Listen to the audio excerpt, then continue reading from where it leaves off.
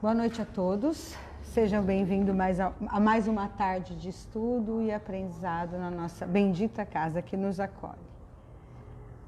Primeiramente eu vou ler a psicografia. Carência material. Dizem alguns que é karma, outros que não procuram oportunidades, outros ainda preguiçosos e indispostos ao trabalho. Mas eu digo apenas que todos que passam por privações materiais merecem ser ajudados. Não importa o passado nem o presente, se podemos ajudar um irmão para um futuro melhor. Aliviar uma enfermidade, uma orfandade, uma falta de teto é dever de todo cristão que segue Jesus. Aquele desprovido de preconceito, de julgamento, de desamor, aquele cuja indulgência cobre todas as bênçãos de cura e de amor. Abandonar um necessitado por desdém é cultivar um futuro de sombra. Aquele que caminha desleixado, desprotegido, abandonado, é um irmão nosso de caminhada. Enquanto não nos enxergarmos de mesmo parentesco divino, não veremos uma terra pacífica nem regenerada. Mensagem recebida nessa casa em 15 de março de 22.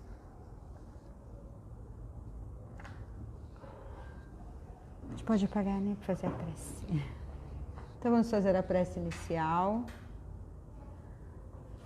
Senhor, estamos aqui reunidos nesta casa de amor, de luz, para mais uma vez aprendermos um pouquinho sobre o seu Evangelho, sobre aquilo, Senhor, que nos dá o bálsamo, a fé e a coragem para seguirmos todos os dias. Cuida que todos os encarnados e desencarnados que estão ouvindo estas palavras possam absorver e, principalmente, colocar em prática tudo aquilo que vai ser trazido para nós nesta tarde. Que assim seja, Senhor. Esteja conosco, nos guie e nos guarde. Hoje quem vai estar conosco é a Nislene, convidada da casa, e ela vai trazer o nosso Evangelho. Seja bem-vinda, que os anjos do Senhor estejam com você. Obrigada, mãe. Boa noite a todos que estão em casa, nos vendo, que possamos todos nos harmonizar, nos conectar com a energia do mais alto, para que possamos colocar essa mensagem em nossos corações e no nosso dia a dia. Jesus, ele estava com seus discípulos próximo à entrada do templo de Jerusalém. É início de dia e a cidade estava fervilhando. Muitas pessoas, muitos comerciantes por ali. E Jesus conversando com seus discípulos. E o povo se reunia em volta dele. Sentando-se, ele começou a ensiná-los. Quando de repente, de um lado de um beco da praça, surge uma turma de homens. Uma gritaria, muita falação. E aquilo chama a atenção deles. E chama a atenção de Jesus também. E eles vêm então em direção a Jesus. E na frente deles tinha um homem. E aquele homem parecia que ele que estava liderando aquele grupo de pessoas. E então eles se aproximam. E quando eles estão bem perto de onde Jesus estava ali com seus discípulos, abre aquela roda e eles puxam uma mulher pelos cabelos. E eles jogam aos pés de Jesus. E aí eles perguntam então, o que tu me diz? Tu que se diz mestre, nós queremos uma decisão. Essa mulher, ela foi surpreendida em adultério. Moisés, na lei, ele mandou apedrejar tais mulheres. E o que tu dizes? Na verdade, eles estavam fazendo essa pergunta para Jesus porque eles queriam experimentar o que ele falaria para eles e para ter um motivo para acusá-lo. eles viviam seguindo Jesus, os fariseus, também para ter algum motivo que Jesus falasse algo diferente da lei que eles seguiam ali. Mas Jesus, o que ele faz? Ele se inclina e ele começa a escrever no chão. E então, Jesus ouve. E eles começam, e eles persistem em interrogar Jesus. E aí então Jesus se levanta. Ele se levanta e ele pergunta então: quem dentre vós que não tiver pecado, seja o primeiro a lhe atirar uma pedra. E então Jesus se inclina novamente e fica ali escrevendo. E o que acontece? Quando Jesus diz isso para eles, um por um começa a sair daquela roda. E Jesus fica sozinho com aquela mulher. Então Jesus levanta-se, olha para ela e pergunta assim: mulher, onde estão eles? Ninguém te condenou? Aí ela responde: não, ninguém me condenou, Senhor. E Jesus diz: eu também não te condeno. Pode ir, só que agora em diante não peques mais. E aí então, por que eu trouxe essa passagem? Para que nós relacionássemos com o que também está escrito no Evangelho de Mateus. Que no Evangelho de Mateus está escrito assim: Jesus disse aos seus discípulos: não julgueis e não sereis julgados, pois vós sereis julgados com o mesmo julgamento com que julgardes, e sereis medidos com a mesma medida com que medides. Por que observas o cisco do olho do teu irmão e não presta atenção à trave que está no teu próprio olho? Ou como pode dizer ao seu irmão: deixa-me tirar o cisco do teu olho, quando tu mesmo tem uma trave dentro do teu. Hipócrita, tira primeiro a trave do teu olho, então enxergará bens para tirar o cisco do teu irmão. Então Jesus, com isso, ele vem nos trazer um enorme ensinamento. Ele vem nos advertir. Ele vem falar para nós olharmos primeiro os nossos defeitos antes de nós apontarmos o próximo. É fácil isso? Não é fácil. Quando alguém se julga dono da verdade e condena o irmão, então fica fácil condenar os erros, os defeitos, mas é muito mais difícil nós olharmos os nossos, admitirmos as nossas falhas, admitir os nossos defeitos. É fácil fazer isso? Nós nos avaliarmos e nos colocarmos no lugar do outro e tentarmos avaliar e pesar ali? Nós não conseguimos muitas vezes, porque nós ficamos tão preocupados em acusar alguém, verificar os erros da vida de alguém, e nós não percebemos que muitas vezes nós cometemos erros bem maiores, mas não é aos olhos daquela pessoa, é aos olhos de Deus, que é quem está nos observando o tempo todo, aquele que sabe de toda a nossa vida, de toda a nossa existência, e nós esquecemos de olhar para esse Pai e sentir até vergonha algumas vezes das nossas atitudes e dos nossos pensamentos. Mas Deus entende as nossas falhas, mas nós deveríamos olhar e pensar: Deus está vendo. Por que aqueles homens eles não condenaram aquela mulher? Porque a consciência deles pesou. Então, o mais velho foi saindo e depois os outros. E nós precisamos também fazer essa autoanálise.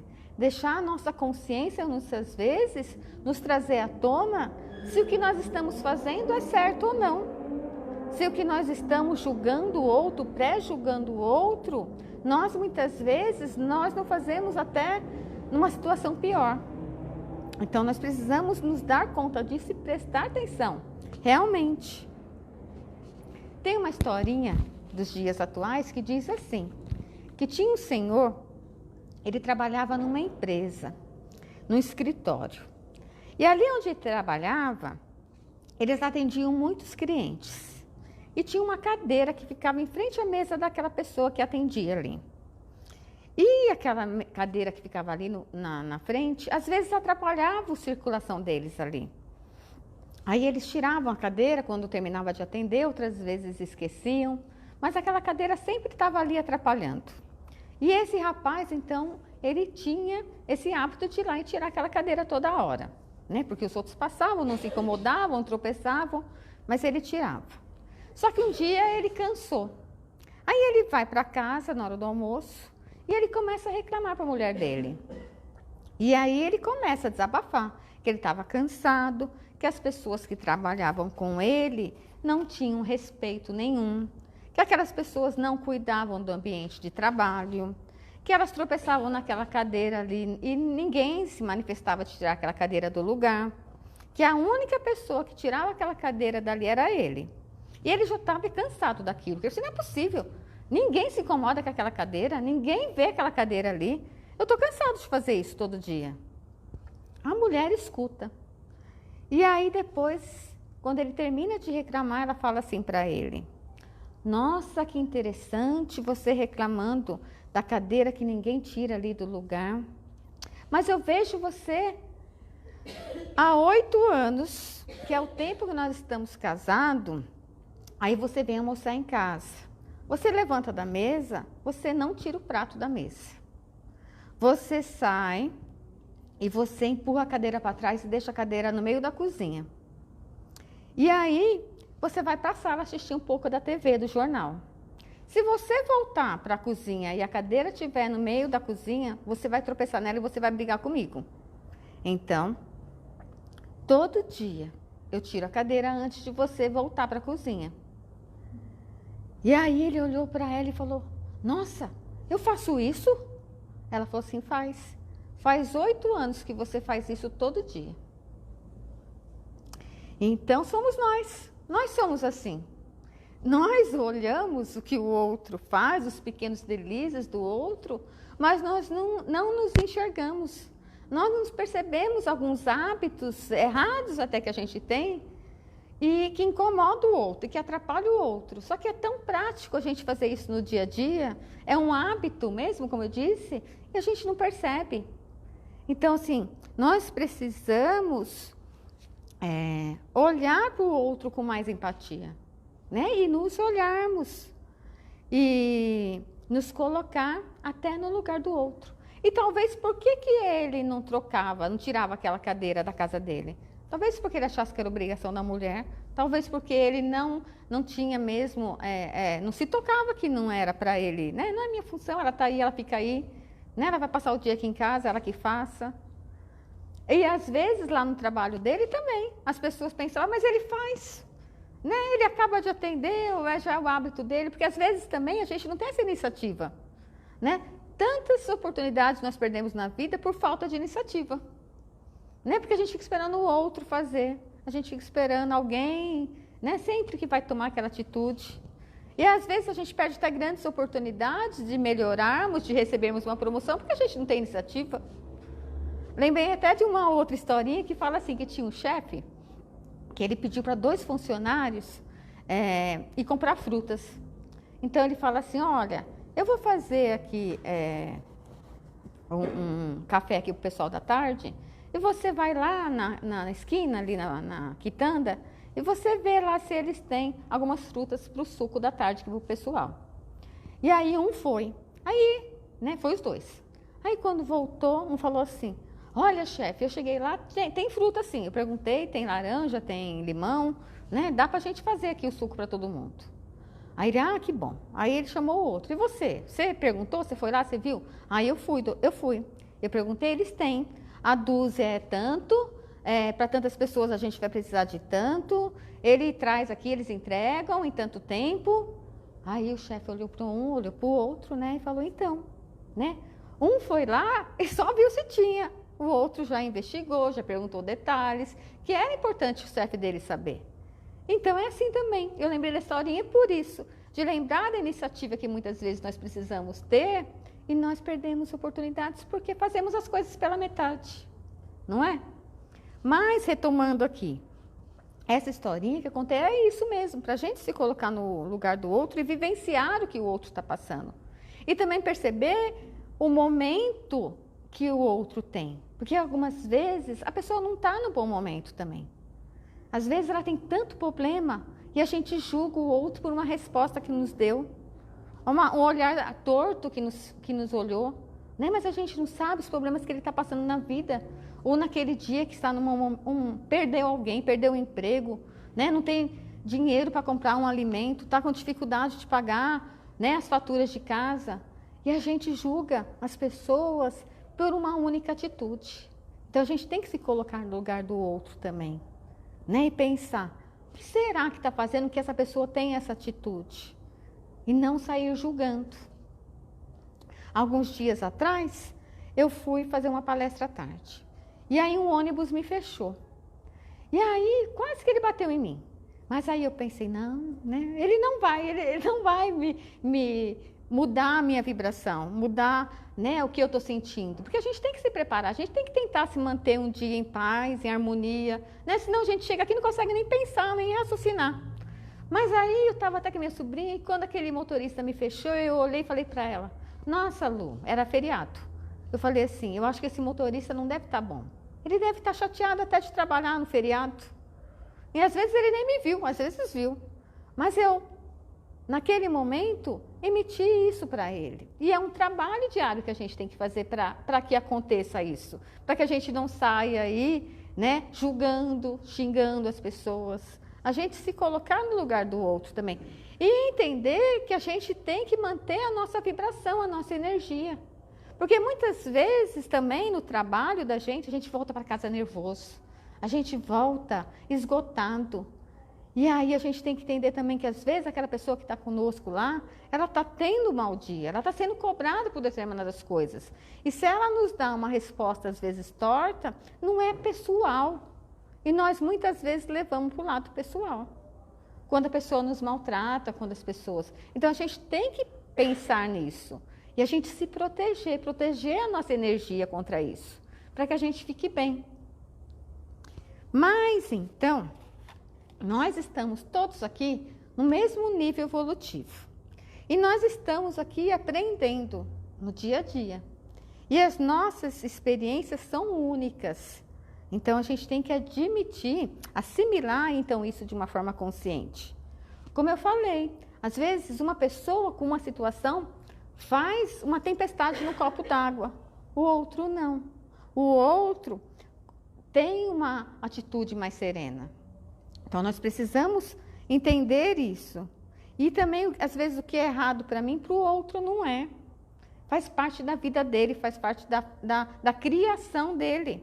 E nós julgamos, né? Nós somos gerações tão diferentes hoje, nós percebemos isso, graças a Deus, né? Que as pessoas estão envelhecendo, outras estão vindo. E aí a gente vai achar, vai falar, né? Ai, não, meu tempo era assim.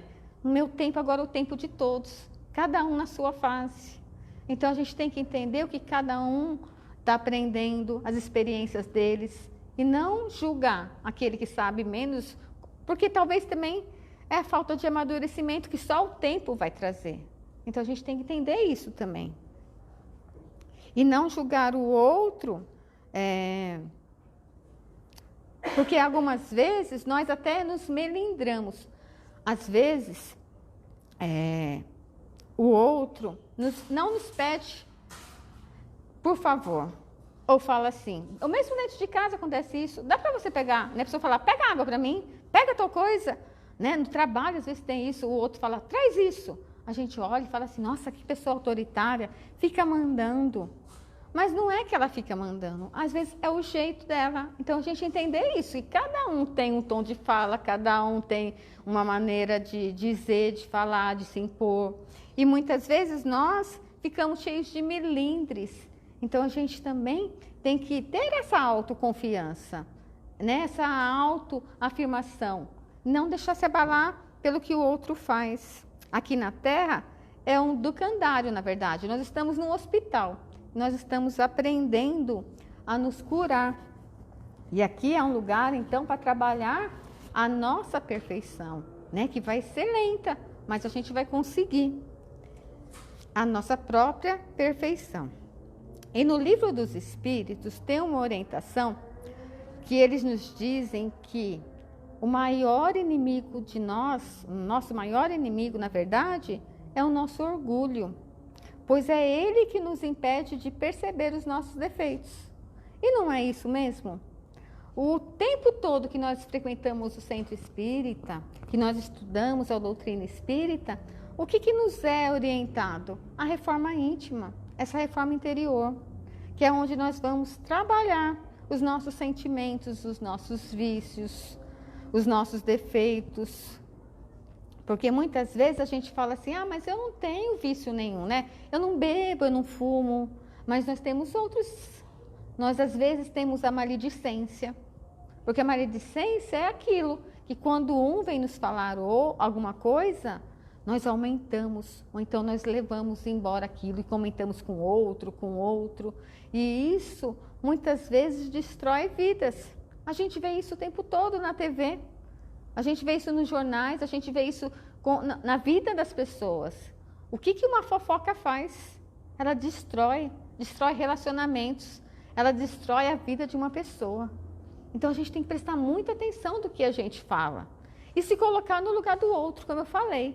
Será que eu gostaria que eu falei ali para uma amiga minha, para um conhecido meu, eu gostaria que contasse para outras pessoas, eu gostasse que fizessem isso comigo, na verdade? Então a gente sempre se colocar no lugar do próximo, sempre se colocar no lugar do outro. Quando a gente for comentar de alguém, a gente pensa, nossa, eu gostaria que aquela pessoa estivesse falando de mim para o outro, aí a gente fica quieto, aí a gente se cala, porque a gente tem que se colocar no lugar do outro. Aí a gente vai sentir na pele, porque eu acredito que todos já passaram por isso em algum momento, de alguém que contou algo de nós, e às vezes é alguma verdade, mas às vezes, e muitas vezes é uma inverdade. E aí quando é inverdade, será que a gente consegue se manter no equilíbrio? Né? Porque aí o negócio pega. Então a gente tem que saber também, né? E aí é o autoconhecimento, é o autoamor, porque quando alguém falar algo de nós que não é uma verdade, a gente se conhece, a gente sabe do que nós somos capazes, ou do que nós somos, do que nós temos mesmo, nossos bons sentimentos, e as nossas atitudes vão mostrar para o outro que a gente não vai daquele jeito, e a pessoa não vai acreditar, porque ela vai falar, nossa, mas o que ela fala, a vida que ela tem, atitudes que ela tem, não condiz com o que estão me falando dela. Então a pessoa não acredita. Então que a gente possa ter essa vida, que a gente consiga ser esse exemplo de as pessoas olharem para nós e falar não. Se chegar uma inverdade para alguém, a pessoa falar, não, essa pessoa não é assim, eu conheço ela. E não do que os outros estão falando. Então a gente precisa mesmo olhar para dentro de nós e entender as dificuldades, e mesmo se for criticado, a gente saber como se comportar diante disso. E nós precisamos entender também que nós somos filhos do mesmo Pai. E embora nós não conseguimos amar a todos, nós podemos parar de achar que nós também somos melhor do que o outro. Porque também, assim, Deus, como eu disse, Ele nos conhece. E Ele sabe o que cada um de nós, o propósito e o que nós estamos melhorando, o quanto que nós estamos melhorando. Tem uma historinha, vou contar aqui para vocês, para a gente pensar muito, porque algumas vezes eu acho que a gente vai se identificar. Tinha um casal recém-casado, eles mudaram para um bairro bem tranquilo.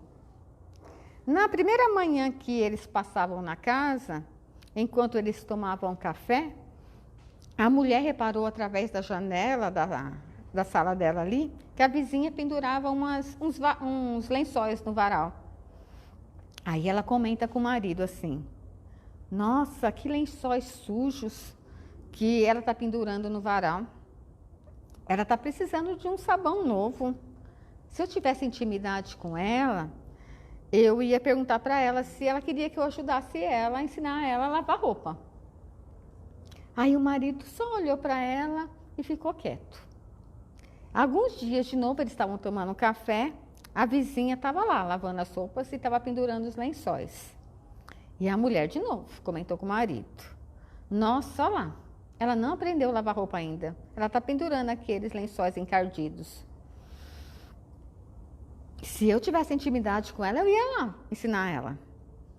E assim passa-se os dias, passa umas 3 semanas, e ela vê os lençóis no varal de novo, e ela vai atrás do marido e fala, olha, os lençóis estão lá, e estão encardidos ainda. Não, aí ela fala assim, não, os lençóis estão lá, e os lençóis estão limpos, né, quando passou esse período. Eu acho que ela deve ter conversado com a outra vizinha, e a vizinha ensinou ela a lavar roupa, né, porque agora ela acertou, os lençóis estão limpinhos lá no varal. Aí o marido olhou para ela e falou assim, olha, hoje eu acordei bem cedinho, eu acordei antes de você, né? E aí o que eu fiz? Eu lavei todos os vidros da nossa janela. Então, na verdade, é isso. Tudo depende da janela a qual nós estamos observando os fatos. Então, antes de criticar, a gente tem que verificar se a gente não fez algo também para contribuir e verificar, como eu disse, os nossos defeitos, as nossas limitações. Então, nós devemos olhar, antes de tudo, para a nossa própria casa, como eu disse, para o que está aqui dentro de nós. Por que nós estamos julgando o outro? Por que nós estamos falando do outro? Por que nós estamos sendo tão intransigentes com o outro? É isso que Jesus vem nos trazer. Jesus vem nos trazer essa proposta de nós refletirmos na nossa vida, nas nossas atitudes. Porque se nós fizermos isso, nós vamos viver os dias com mais leveza. Nós vamos viver os dias com vibrações de paz. Porque quando nós também emitimos essas energias de julgamento, de apontamento, nós não trazemos coisas sadias para a nossa vida. Então, a gente tem que aprender a mudar essa energia, essa vibração que está ao nosso lado. E a gente vai se sentir bem. Como eu sempre falo, a gente quer paz, né? Muitas vezes a gente fala, eu quero paz na minha vida. Mas, na verdade, eu quero paz ao meu redor. Mas, na verdade, essa paz está dentro de nós. Essa paz a gente conquista com os nossos pensamentos, com as nossas atitudes, com o que está aqui dentro. É aquilo que sempre falam na meditação. A meditação traz isso, essa paz interna. Não pensar em nada, né? Eles falam ali. Que, na verdade, quando a gente consegue chegar nesse estágio, é porque a gente se acalma, a gente se harmoniza. Então, é isso que a gente precisa fazer. Porque nós fazendo isso, nós vamos melhorar os nossos pensamentos, nós vamos melhorar a nossa saúde, nós vamos melhorar o que nós estamos atraindo para nós no nosso dia a dia. Então, que possamos fazer, sim, esse exercício de amor que Jesus nos propõe, para que a gente fique mais leve, para que nossos dias sigam em harmonia. Tá bom? Eu agradeço a atenção de vocês e que todos nós possamos ter uma noite de paz, uma semana abençoada e protegida por Deus. E que nós nunca esquecemos desse nosso mestre aqui, ó, que está ali olhando por todos nós. Ele está lá pensando, ele saía para refletir, para conversar com Deus. É nesses momentos que ele conversava com Deus, quando ele estava sozinho. Então, que nós possamos fazer isso também, nos acolher em nós mesmos e pensar em nosso Pai, e conversar com Deus, e colocar nas mãos de Deus todas as nossas necessidades, todos os nossos medos, as nossas aflições, as nossas necessidades de melhora, que Deus vai nos ajudar, que Jesus vai colocar em nossos corações tudo isso que nós estamos aqui hoje em busca. Que assim seja. Obrigada.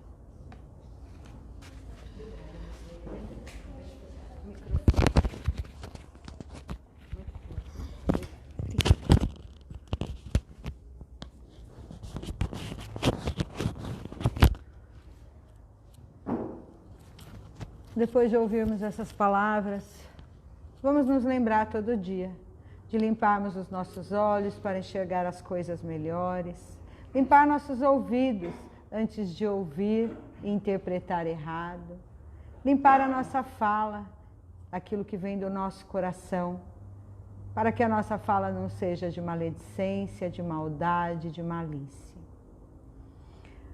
Senhor, depois do aprendizado desta noite, pedimos, Senhor, que leve todas as bênçãos que aqui se encontram para todos os lugares, Senhor, aonde a sua luz ainda não chega.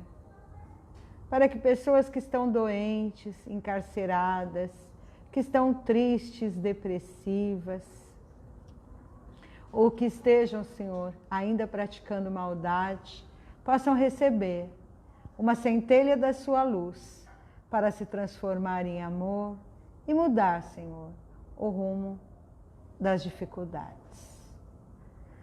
Cuida, Senhor, da nossa casa, dos nossos familiares, daqueles que estão a caminho conosco. Cuida de todos os que estão sendo tratados nesta casa. E cuida desta casa bendita que nos acolhe, que nos traz ensinamento, que nos traz aprendizado e oportunidade, Senhor, de tarefas. Cuida, Senhor, para que possamos voltar para os nossos lares e colocar em prática os ensinamentos. Esteja conosco nos trabalhos de passe que se iniciam e que todos possam sair daqui muito melhores do que entraram. Que assim seja, Senhor. Graças a Deus.